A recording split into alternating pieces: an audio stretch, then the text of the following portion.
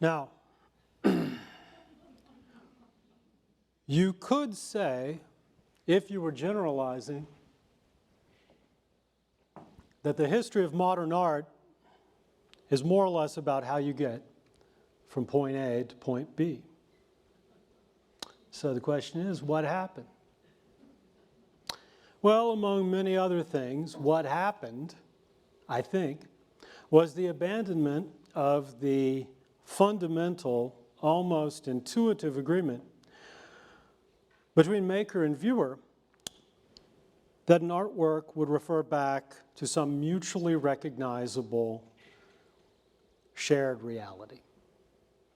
In the art historical vernacular, we might say that the most advanced Euro-American art between 1815 and 1915 became less and less realistic. And one could say that the movement from Turner's Crossing the Brook to Malevich's Black Square also speaks to a much larger phenomenon.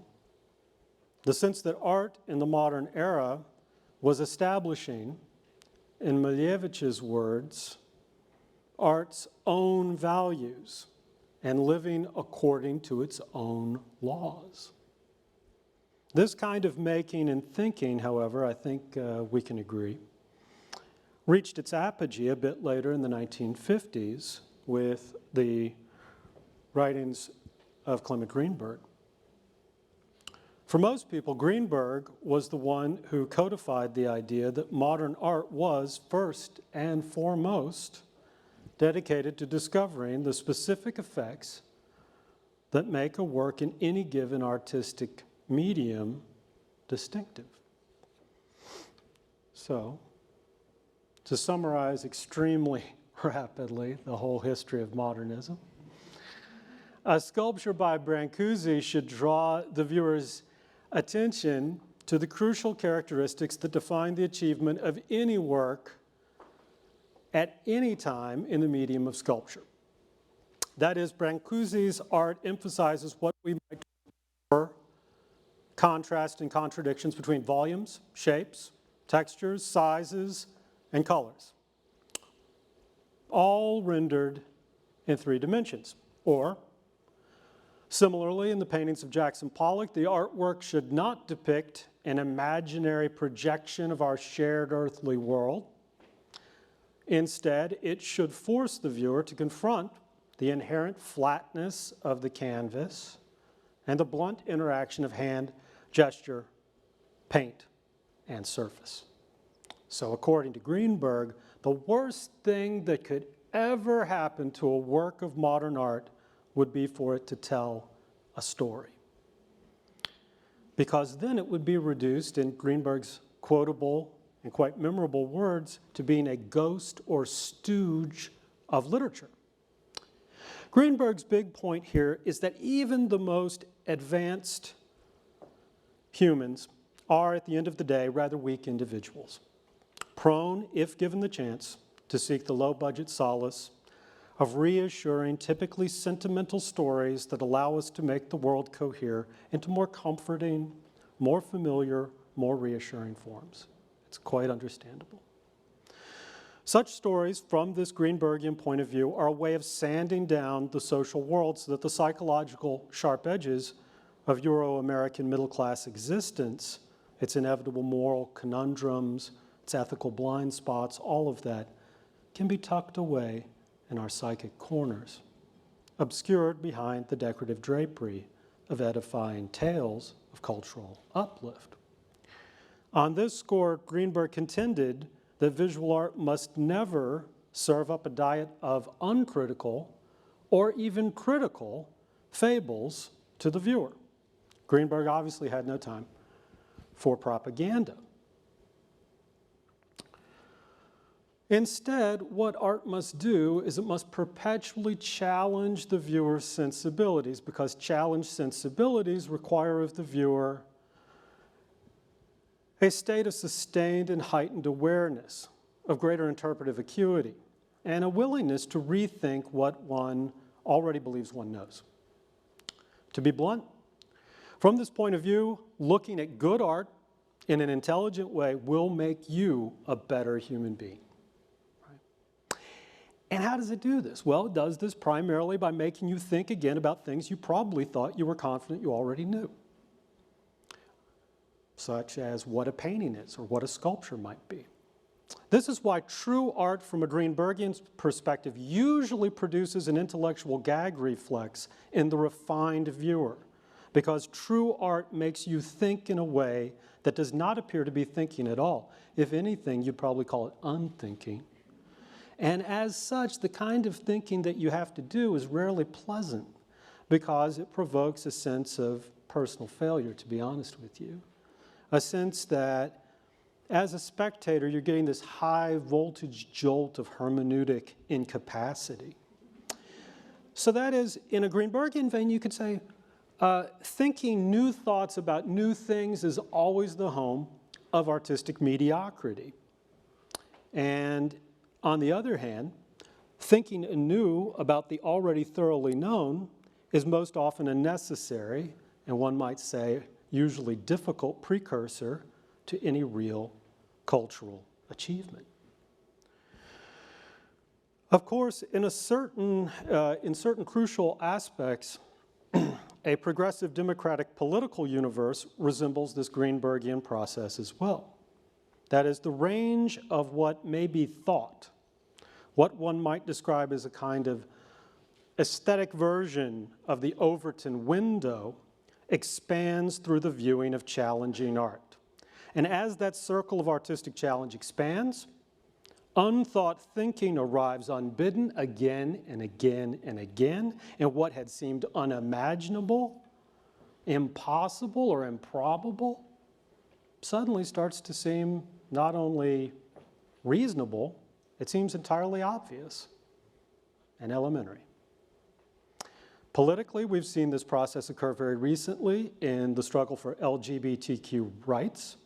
And on the global stage, I think we're seeing it begin to happen on the question of refugee rights.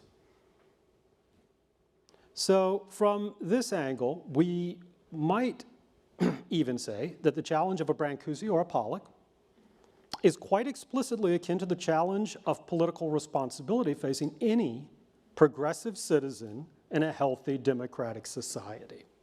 In both cases, citizens must be alive to the very real possibility that their own sense of progressiveness may no longer be progressive enough to respond most productively to the demands of a new artwork or, let's say, a new social movement. To greatly simplify the argument, one could say, as very roughly speaking, that a lover of painting confronting a Jackson Pollock in the 1940s might have a feeling that is similar to a lover of human rights confronting a Black Lives Matter protest in our own decade. In both cases, my guess is that there's probably going to be a tense confrontation with one's own accustomed senses of propriety, of possibility, and of progress. So if you're with me so far and we accept these descriptions as a portrait of a certain kind of thinking about the relationship between art and life, then allow us to move on to an examination of the actual environment in which modern art appeared in Europe and North America, and how radically that environment has changed or has not over the past 100 years. For example, 100 years ago, if one sought out information about contemporary art, it would be possible, if you were lucky, to encounter a grainy black and white photo of a gallery display, or perhaps a few paragraphs about the very existence of an artist or an artwork in a newspaper or a journal or a limited edition catalog. And I am aware that there is a fetishization within art history of those few exceptional but famous moments when writers spend a great deal of time publicly criticizing and discussing contemporaneous art production. If you know Tom Crowe's Painters in Public Life or T.J. Clark's writings on mid-19th century Paris, those are the kinds of things that art history very much loves for good reasons. Nevertheless, I would argue, generally speaking, concrete, substantive information about visual art in the early 20th century, about artists, about artworks, about galleries, about museums, about the art industry, and all of its inner workings, all of that traveled through a haphazard circuitry of word of mouth, censure, publicity, and criticism. Most important of all, the original encounters with early 20th century modern art generally took place with little sustained preamble from the larger social world. What do I mean by that? What I would contend is that the works of modern art that we think of, the Jackson Pollocks, the Maleviches, the Brancusis, were originally surrounded by a largely indifferent world. A world that could not say all that much about an artwork or an artist simply because there weren't that many opportunities to say anything at all. What would you have? A few hundred words in a newspaper, an article or two in a magazine or a journal, maybe a few sentences spoken on a radio broadcast or a TV program. In sum, modern art could be described as having first appeared in an effective environment minimally colonized by what we might describe as discursive intensity. Now, 100 years later, in the wake of massive technological transformations in our modes of communicating our thoughts about art and artist, a potential art viewer has, at least in the Euro-American First World, immediate access to a functionally infinite amount of information about representation and about virtually anything that happens in the art world at any given moment. Thus, I think we can all agree that the fluid, super high-octane, internet-driven dictatorship of information that Hirschhorn talks about, this world in which we have everything, we fear everything, and we want everything. The world of YouTube, Twitter, Facebook, Pinterest, Instagram has transformed our access to visual art and our access to opinions about visual art in utterly unimaginable ways. Simply put, the differences between the information worlds of 1918 and 2018 are absolutely unfathomable. With all of that said, it would then stand to reason, it would be entirely logical that the art on offer today would also have been transformed in similarly unimaginably complex ways, and that the art would look virtually unrecognizable in the same way that the Turner was to the Malevich. However, here we see two more or less randomly selected contemporary artworks that have recently been celebrated at biennials, art fairs, and in the art press. Now, if we compare these works to the works from 70, 100 years ago, it would seem that our conceptions of three-dimensional and or two-dimensional art may not have actually changed all that much, except to have become much more consonant with our everyday experience. In fact, it would not be a stretch to say, in terms of formal and conceptual vocabulary, the works from 70, 80, or 100 years ago actually still seem stranger and more otherworldly than the works that dominate our biennials, our art fairs, and our art journals today. So one inevitably wonders, why has much visual art not been transformed in unimaginably complex ways that would be roughly analogous to the transformations in the ways that we encounter information about art, or in ways that would be analogous to the transformation symbolized by the change from the Turner to the Malevich. Moreover, one wonders what makes these more recent artworks seem important to curators, critics, dealers, historians, gallerists, trustees, collectors, despite what appears to be a relative dearth of formal or conceptual innovation. I'll try to see if I can explain what I think is in play. In the broadest possible sense, I think what is happening in the arena of contemporary art can best be described through a passing reference to the film world. what we seem to be witnessing in contemporary art today is a generalized Kuleshov effect within the visual arts. That is, in the film editing process, the Soviet filmmaker Lev Kuleshov argued that it wasn't necessarily the content of any given filmic image that was potentially most important to filmic experience, but rather the ways images are combined together. The same reaction shot of the very same actor could be read by audiences as signifying radically different emotions if skillfully edited. The very same face can be seen to enact the feeling of hunger, of incredible sadness, or the feeling of being beguiled simply through juxtaposition. I would argue that something very much like this has happened with the contemporary artwork more generally. Today, very often, artworks function in roughly the same way that the actor's face functions in the Kuleshov effect. Since most artworks generally accrue meaning in our information environment, not so much through their formal conceptual or technical innovations, but due to the challenges that they place on the viewer's aesthetic sensibilities. Instead, what happens almost automatically, due to the all-over character of our current technological environment, is that works are juxtaposed, very much like the actor's face in the Kuleshov effect, to stories about the creator, or invocations of progressive political narratives drawn from society at large, such as the awareness of sexual harassment, awareness of ecological catastrophe, awareness of structural racism. And let me be absolutely emphatic. Those are all absolutely pressing problems that are on the verge of destroying our society. One might say that the work of art becomes, often against its will, a memorable face that is profitably edited within maximally compelling meta-narratives produced within society at large.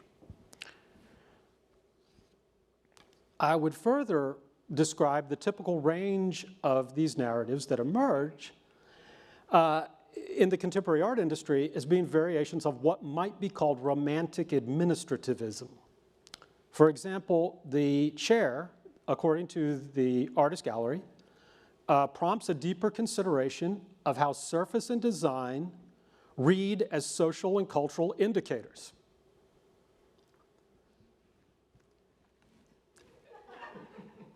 One wonders, wouldn't that same interpretive process probably kick in if I paid more attention to virtually anything in the room? I don't know. Other works that follow in this tendency, as you see here, explicitly aim to manage the semiotics of social control and racist violence, often by deploring something that is obviously deplorable in a reasonably accessible language. Or somewhat more creatively and or destructively, you have the art of, say, Santiago Sierra, in which one might intentionally create something obviously deplorable, and then you can say, look at how deplorable society is. It forced me to do this deplorable thing. So, if we have reached this point, I'd like to narrate in absolutely practical terms what I think has happened over the last 200 years in Euro-American visual art and how the process seems to work. So, we went in the first 100 years from Turner to Malevich. And in the century after that, we went from Kazimir Malevich's Black Square to Theaster Gates' tar painting. Now, there might be a knee-jerk reaction of saying, well, obviously there's not been much formal conceptual or technical innovation here. Look at this. This new painting by Gates looks and feels a lot like the thing from a century ago. Fair enough. Fair enough.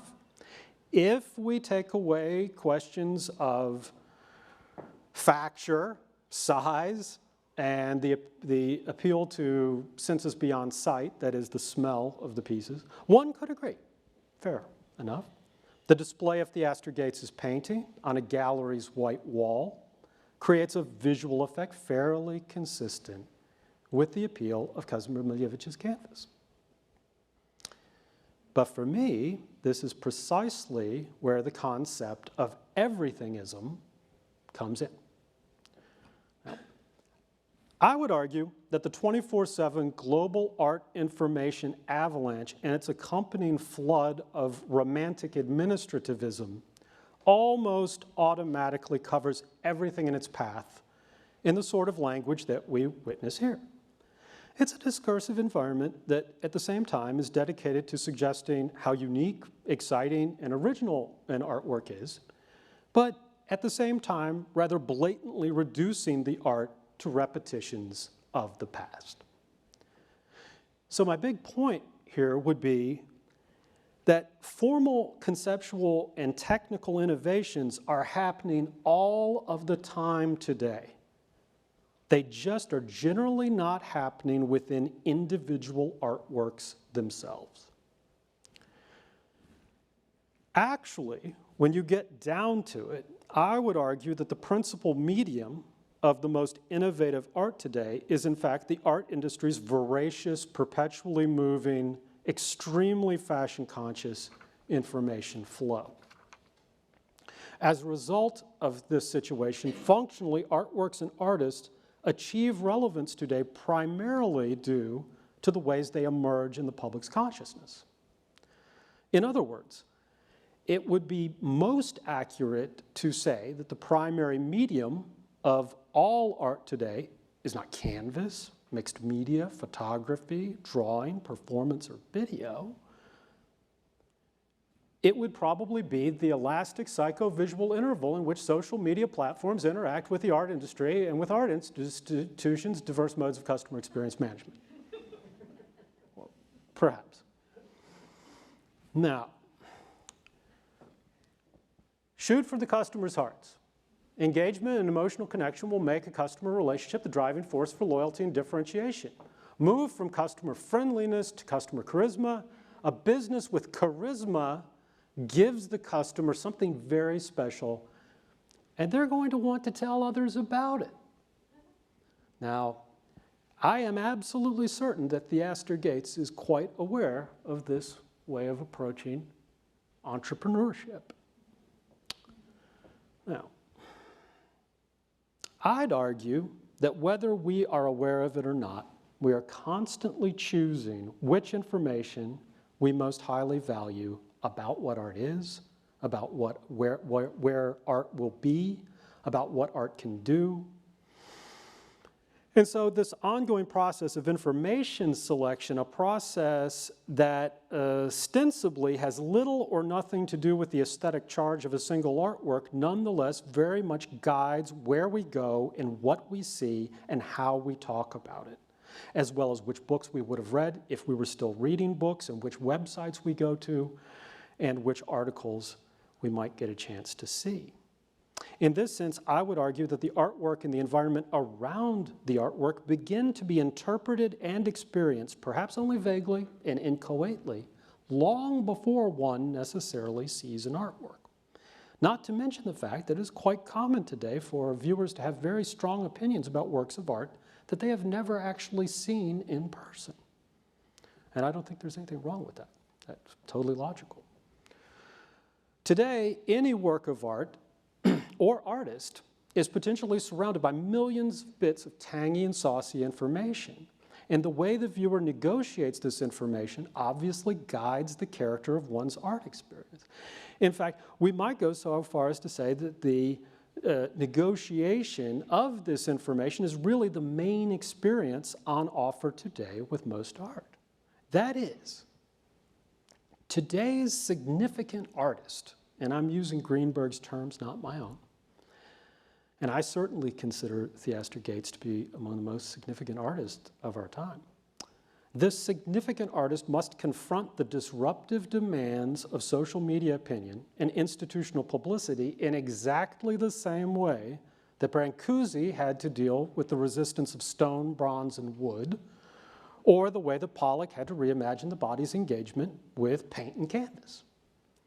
Today, the artist must find a way to articulate and disarticulate the conditions of art making to such an extent that what eventually emerges does not seem to be a something. Instead, it always appears to be an everything.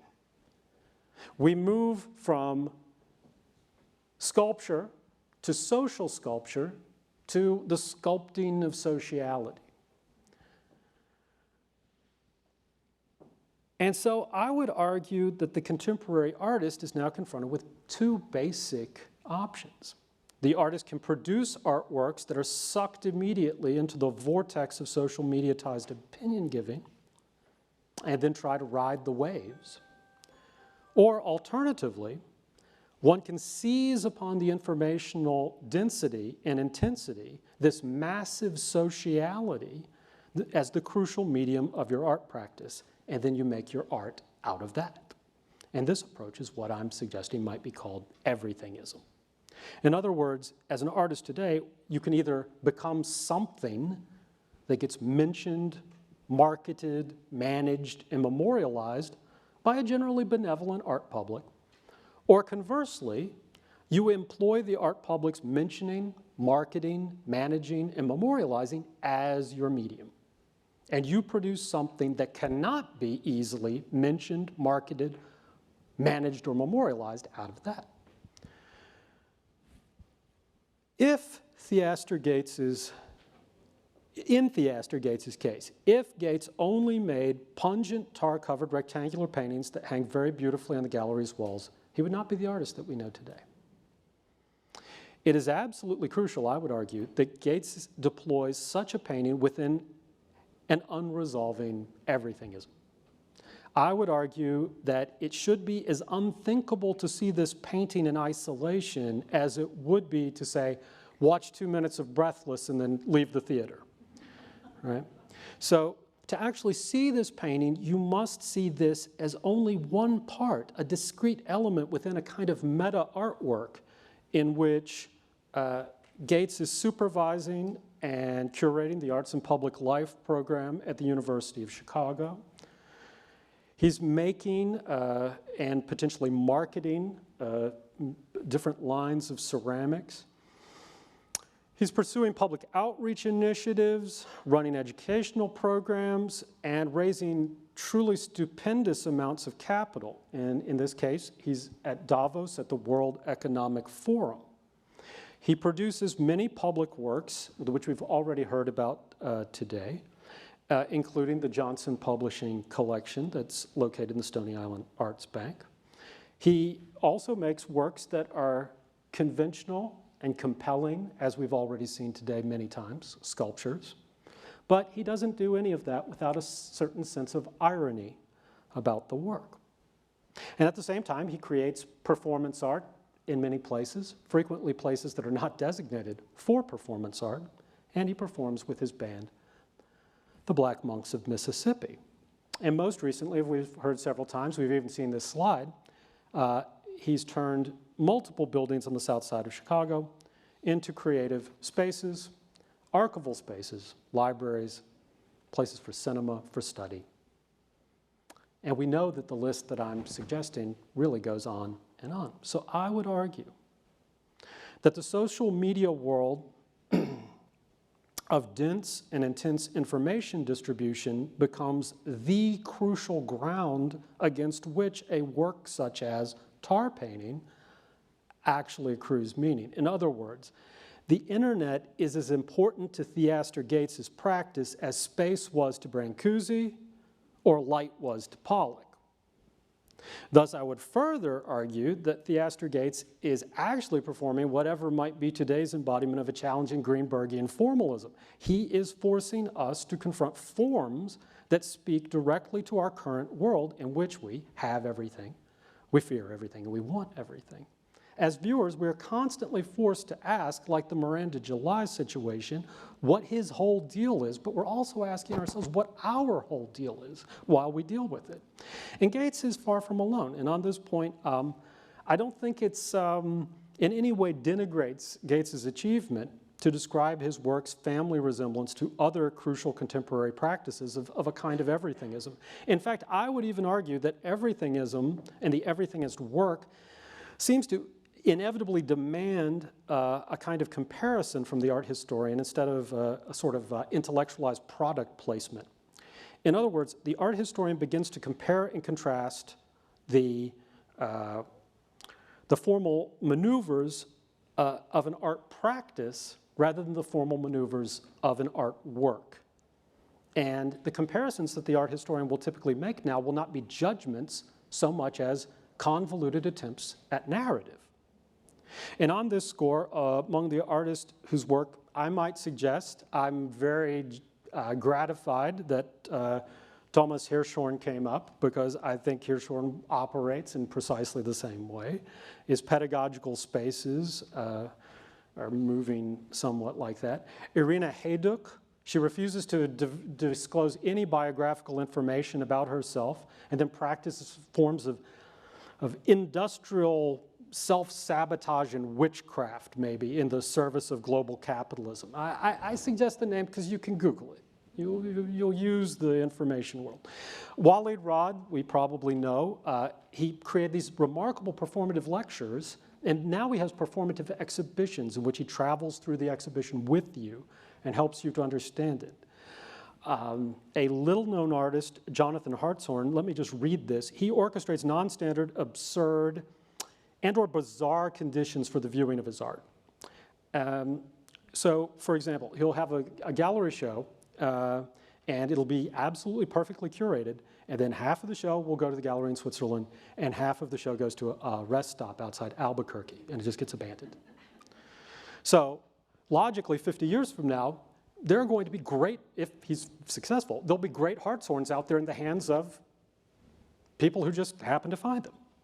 So it's thinking about the space, the place, and the time of art in creative ways. Tanya Bruguera, she creates political protest, but you're not really sure frequently where the protest starts and stops.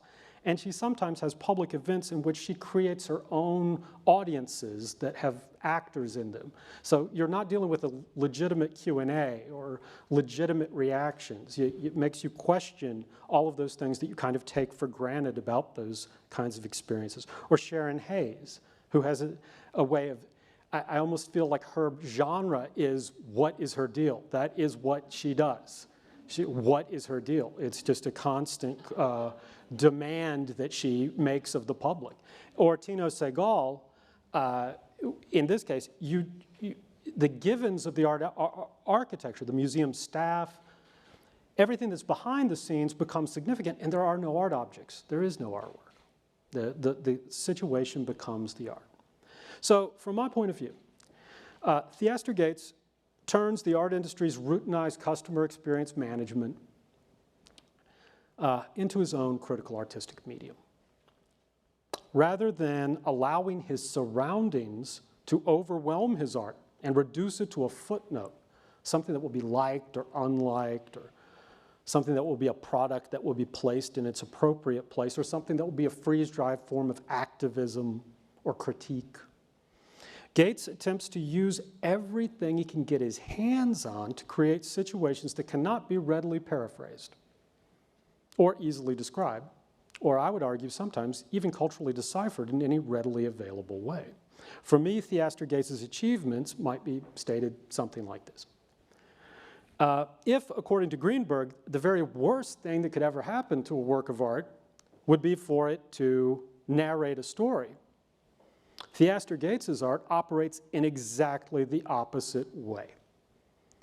It strives precisely to produce a never-ending stream of new stories, new rumors, new criticisms, new ambiguities, new inconsistencies, new angry outbursts, new plaintive entreaties, new bafflements, new forms of censure, new legends, new interpretations, new reinterpretations. It shouldn't stop.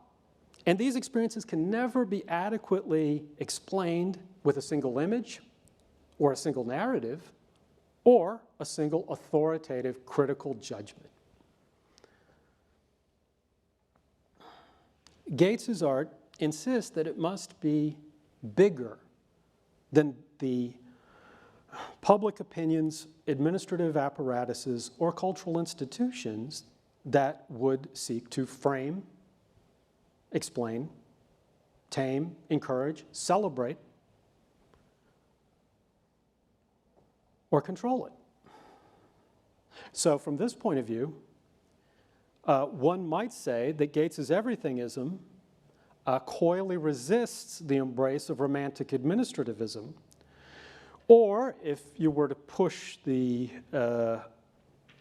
narrative a bit further and put it into one brief statement, if you cannot JPEG it and you cannot write a wall text for it, then you may be encountering important art. And it's frequently true for Theaster Gates. I might even extrapolate by arguing that the everythingist situation that Gates has created is more or less true not only for artists today, but for anyone working in virtually any field. I'd almost argue that when you get down to it, all of us are somethingists or everythingists today. Either you go out and you do something, and you hope it gets marketed and promoted effectively within whichever administrative normativity you inhabit. That might be the academic world, the business world, the art world, the technological world. Or else you market the fact that you're going to be doing everything now. And you take a flying leap into a world whose attention and rewards will remain inconstant at best and non-existent at worst. And I do believe that Theaster Gates was the first artist to really take a running leap in this direction. And one hopes, though, that he won't be the last. In other words, Theaster Gates' art makes clear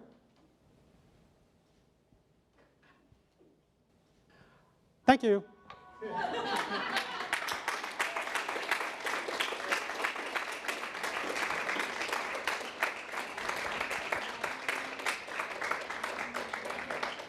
I'm happy to answer any questions that you might have. Apparently I'm mic'd, I forgot, though I can't see anybody necessarily.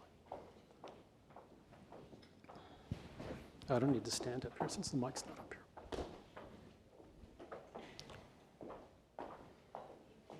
Might anybody have a question? So would you say that, for instance, I've been thinking about this a lot, and I think that, for example, I've been thinking about this a lot, and for example, in the art making, and something that I say, you know, within to my students and the collaborators is, you're saying that maybe if you don't have it, JPEG might be art, but I could argue, and I think that impregnating the vectors of communication or the vectors of all those social media could be, you know, also a form of art making that we might not see as, you know, the fine art or the high art, but getting that reach is also quite important. Yeah, I would certainly not disagree with that. The JPEG point, it's just being cute, but there's a certain amount of truth to it, is that that the artwork can't be summarized with a JPEG. And if you know Contemporary Art Daily, yeah, which I'm told is the #1 source for contemporary art information, as far as I know, it consists of JPEGs. Yeah. And I got in trouble, well, not as if anybody cares what I say, but to the extent that anybody cares what I say, I get in trouble because it seems obvious to me that the way that you'll know kitsch in the immediate future, in the next 50 years, is if you know where to go to find it, it's kitsch. It'll be the fact that finding art is what's going to be the big challenge in the next 50 years. And I would argue, if we were to run it back to 1850, in 1850 you had an artist who made art and it was shown in art spaces. Eventually around 1960 you had an artist who made non-art, but it was still shown in art spaces. Didn't feel like art, but good. Then you started getting artists who were showing non-art and non-art spaces, Robert Smithson, and Theaster's next. Non-artist making non-art in a non-art space. Doesn't have an MFA, spent 30 some odd years of his life doing administration and other things. He understood all of the things around art better than any of the other artists of his generation. And this is why he's the great artist of our time. Not the sole one, but he's short list, I would say. Now that you mentioned Contemporary Art Daily, I've seen that what about this art or what this magazine is doing, that it's, you know, doing that's like this TV shows and TV in form of video? Do you think they form, I see them sometimes as like artists, as this entity that is, you know, a media source? Yeah, I mean, I say everything that I said are the words of a reasonably crotchety, not entirely old, let's hope, man. I'm open to the possibility that, you know, I just don't get what is happening in a lot of places. And I'm trying to keep that open. That's kind of my point about Black Lives Matter. I think that's thrown a curveball for a lot of people who, white liberals, they're trying to make sense of it because it seems to move in a direction that, that makes them have to reassess their commitments and makes it realize that a deeper, more fundamental analysis of American life is necessary, and it's going to lead to a lot more self-indictment. And we're going to move from old white men, I say as myself, who are empowering people, to making sure that people of color are in power. That's going to be the key change. There's no longer going to be the question of empowering. So I see that Theaster has very creatively made that implicit in almost all of his work, to me. So that the question of black matter, I think, is absolutely crucial, but also sufficiently ambiguous that I think each one of us have a different conception of what black matter means, probably. It's not univocal, at least to me. I'm sorry, I went off on a political rant there. Yeah, please.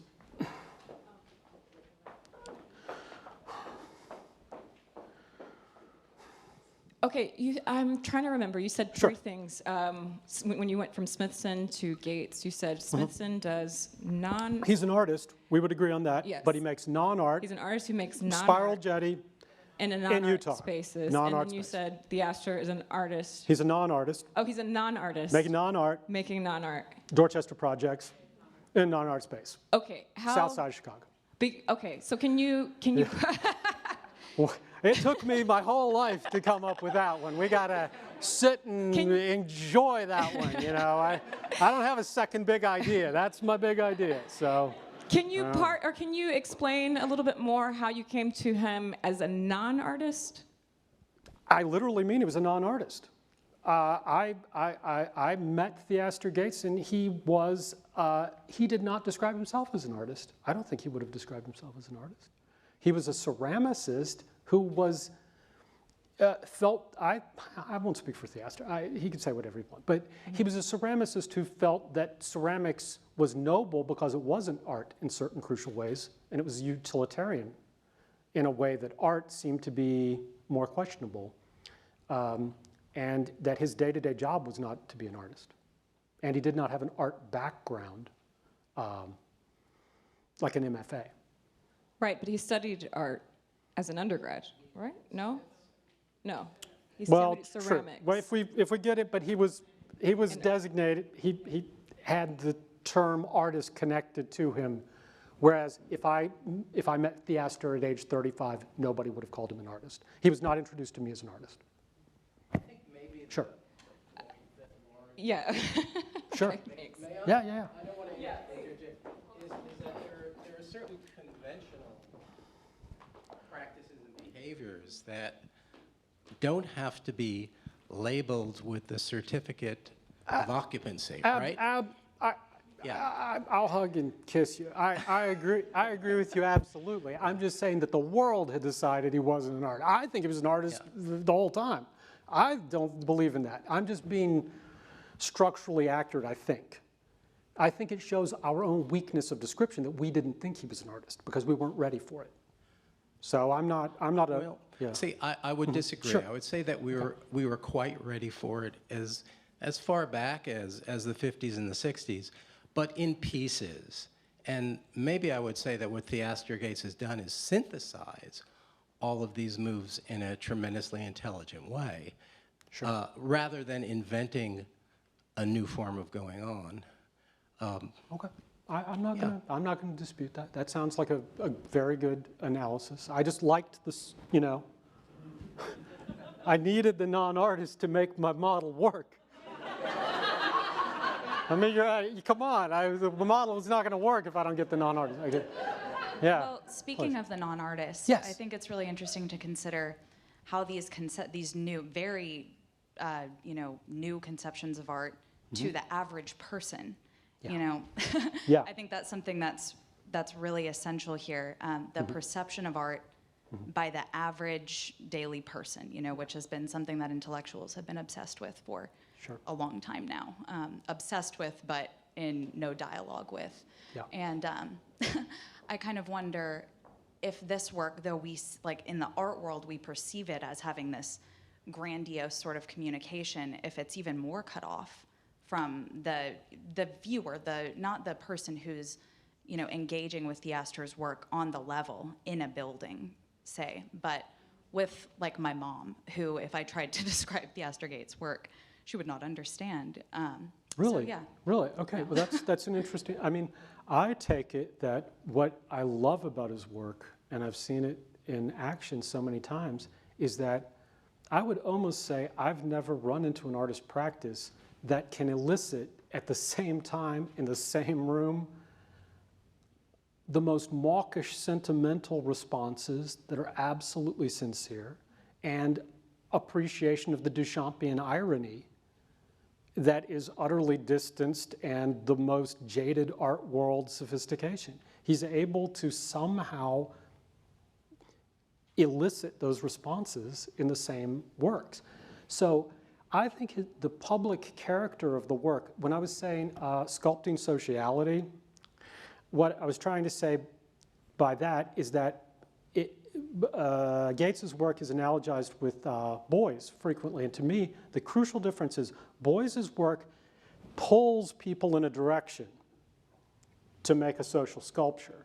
What's so remarkable is that the Gates work goes into a social situation that already exists and finds a new frame for it. It frames what's already there. Right. So that suggests you don't have to be conversant in an art world language to get certain components of it, you know? Yeah, that's very true. I totally agree. Yeah. I believe that, like, to continue with the example of my mother, Yeah. That if she were to engage with a Theaster Gates work, she would understand it. But as a kind of non-consumer of art, which I think the average person is, Sure. To encounter any type of contemporary work without being directly in front of it, it would still be illegible. So I find that really interesting about how art has engaged with the average person I for do a see long what you're time. saying. I am talking in that respect. This information flow, yeah, you're right. I am talking about high-end, whatever's the continuation of the art world discourse. Right. Yeah, you're totally right. I get what you're saying, yeah. Thank you. Yeah, my pleasure. Please, sorry. Thank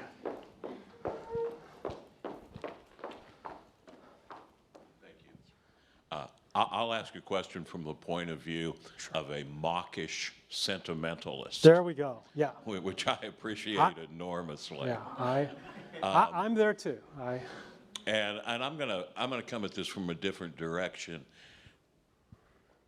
I've approached Theaster Gates more through reading than through face-to-object experience. Sure.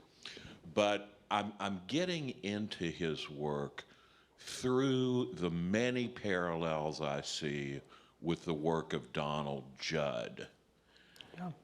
As Gates as perhaps a step forward, though I know only a sentimentalist talks about forward or backward, so guilty.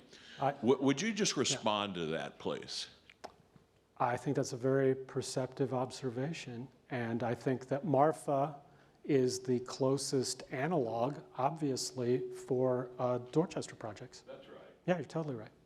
And the difference being that Gates's emphasis is on the labor that made the industrial objects that Judd emphasizes. It's the people who made the boxes who reappear in Gates's work as opposed to the boxes. Oh, thank you. That's good. That's actually better Hey, than that's non-artists. yeah. Okay, I'll chuck that. I'm going to go back with that. That's my new thing. Yeah, I'll work on that. And yeah, sure. Yeah. I was really fascinated by this argument about everythingness that you put forward, and how you were talking about how Gates's art insists that it must be bigger, as you said, than cultural institutions or other kind of social forces that would otherwise seek to tame it or control it. Yeah. And I guess I'm wondering if you think that his practice is so big because, Gates plays a role of artist as archivist, artist as administrator, artist as curator, artist as, entrepreneur. He plays all these roles. Yeah. Is it so big that in some ways it makes art historians or curators irrelevant to his practice? It comes very close in certain ways. And for me, it is a real question, because I do feel that the meta point for me is, I think we're moving into a period where going to 23rd Street and looking at the art in a designated space that's hanging on the wall or on the floor and talking about how good or bad it is going to seem silly relatively soon. And what's going to be the challenge is coming to terms with things that don't have obvious edges, that are too big for you to ever see them all. And we're going to talk about what we've seen. I've seen this part of the gate. It's like the elephant, where we're all going to have different parts of it. And we're going to share those parts, and we're going to be more social in doing that. That's where the sociality of his work comes from, is sharing our different perceptions of what he does. We all more or less agree that Pollock made abstract expressionist paintings. Now, we're not going to dispute what he did. If I asked any person in the room what Theaster Gates does, we would not get the same answer from a single person. And that is exciting and interesting and challenging to me. So that's a long answer to a short question, a simple question. Yeah, I think it puts a lot of pressure on what art historians would do, because I think we would analyze practices much more often and see them in juxtaposition. Try to analyze, well, how does this practice work with this? How does this practice work with it? So something like that. Yeah. Does that? Yes. Okay, thanks. Yeah, that was very great question.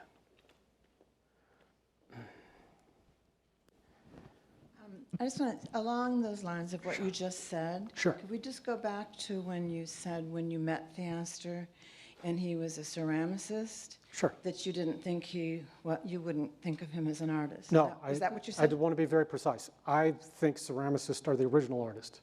So everybody comes after the ceramicist. Well, I'm sorry, but in terms of what you just said about in this new way of thinking, in referring to Jackson Pollock, when you said when you met him, say that again, what did you say? I don't think that he would have identified his ceramic practice with an art practice because he felt that ceramics in some crucial way was, I'm putting words that, I have no idea what he would say, but I'm saying that I think he thought that it was in the same realm with cooking, and his mom cooking food, extra food. It was more in that realm. It was a vernacular practice of sharing his ceramics. You didn't have an opinion of whether he was an artist or not an artist at that point? I'd like to think I was about the first person who definitely felt very convinced he was an artist. Well, if there's somebody else out there who can make the claim earlier, I'm happy to meet them someplace and we can discuss it. But That's not actually making the artist, because often the representatives of institutions are what designate the thing, right? absolutely, that is historically very frequently true, yeah. So I guess I'm wondering, because I'm still parsing, I guess I'm wondering. Okay. I'm sorry, I want to make sure I answered your question. I did answer your question? Okay. Because there was a span of practices between that point and what you're, coming to, and so. Yeah. I guess I'm trying to work through it in a more, less reductive way, I guess, in the sense of he's built upon several practices, right? Yeah. That have already been designated as art now. Before, so we have Project Row Houses, we have other practices that have already been designated art. So I'm really wondering what the thing is, or the shift is. Not saying that there isn't, but I'm in your sort of setup. He's taken the sensibility, and it becomes more and more evident, I think, over time, that he was making art that was exactly the same as Brancusi and Pollock from the beginning. It took us 10 or 15 years to figure it out. But he was doing it from the beginning, because the only things we could say was, well, it looks kind of like architecture and community organizing. Maybe he's a community organizing urbanist, but we kept on coming up with this, the term got longer and longer and longer, and now we figured, oh, he was an artist all the time. That was the word that he was using. But we didn't have the terms to describe it. That's what I'm trying to say. Maybe I said that maladroitly, but that's the underlying issue for me. So, sorry, Yeah, no, please. So, Yeah. So that makes me think of sort of Baudrillard's idea of how the revolutionary imaginary is actually produced as it's consumed. It's produced and consumed by the system or the structures of power. And so as fast as anything moves to like resist or move away from it, the institution sort of comes in and gives it a nice big hug and takes it in and eats it and consumes it. Absolutely. So that's sort of what it's making me think of in that sort of relationship. And so I do think that what you just described is the cultural situation today, and I do think that all of the significant art practices today try to outrun that. It's a hopeless task, but they do it. And I would argue that Gates's practice outruns, and I want to emphasize, it's not institutional critique. I don't think he's critical of the institutions. He simply wants the work to be able to exist beyond the institutions because it makes it more compelling as art. That lack of framedness is a crucial aesthetic component, I think, of it. You're always, even today from the talks, I saw works and had thoughts about the practice that I hadn't had before. And how often does that happen? When you think you're reasonably familiar with a body of work, Please, yeah. I just wonder, in terms of Theaster Gates' practice as a potter, and how this relates to later on his everythingism, as you've termed it, is the Shoji Yamaguchi project really an important bridge for transitioning from the one form to the other? And if that's the case, how does truthfulness or untruthfulness come to bear? I'll give you some inside information on this one. Theaster came, I think, to the week before that show going up and was on the fence as to whether he'd tell people it was not true or not. And I have to say, I came in heavily on the side of don't tell them. Don't let it be a game. Don't let it be a joke. Let them come to a realization over time that something other than truth happened. And the reactions will be varied, and some will be interested and think it's funny, some will be offended, and that variation will be much more interesting than walking around at the opening and saying it's just a joke, it's not true. And so I think that untruth from the beginning has been a big component of the work because it means that it diversifies reaction. Each one of us have a different engagement with that untruth. And we get the truth over time. Many people walked away that night meeting an actor who was interpreting this figure, this Japanese-American figure, and thinking this is the real person, and walked home that night thinking it was real. I'm sure they were very offended. Some of them were very offended later. But it created this space where he realized, I think, that he was realizing a vision of a work that would unfold over time with different communities meaning different things. And the plate convergences then become kind of an ongoing example of that. So that, again, long answer to a direct question, I think is a crucial work. I don't know, yeah, we got to, I'm happy to keep on, I'll stand here all afternoon. I don't have anything that I'm trying to do other than this. So when I think about everythingism and then connecting it to what you're pointing out with the Kuleshov effect, yeah, there's this kind of like endless iteration of potential meta-narratives that can be put onto any particular object. Yeah. And there's like a kind of radical contingency. And to me, that that is the space into which the kind of denialist logic of like neo-fascist movements occupy in order to push their agendas forward. And so I'm wondering about whether or not like there's a like real dangerous nostalgia to turning to like medium-sized objects like the End White Supremacy banner, as compared to sort of approaching making art in terms of like a circulatory way, in the way that Theaster does. I'd like to, I might need one more elucidation on your point about the white supremacy. I think I'm on the same page, but I need to. Sure, so it's the idea is that if there's no, the thing in itself isn't there, right? So the object doesn't mean what it means just because it is what it is. It's not an autonomous object, right? So yeah, it's dependent upon other things too. Exactly. It's not an autonomous. It's neither. It's the worst of all possible worlds. It's not autonomous the way the Brancusi is, but it's not socially engaged in the way that an artwork could be. It's in some. It's in some purgatory, aesthetic purgatory in between. And those are the works that dominate the art fairs and the biennials today, from my point of view. Yeah. Is that right? I think that's it. Thanks a lot.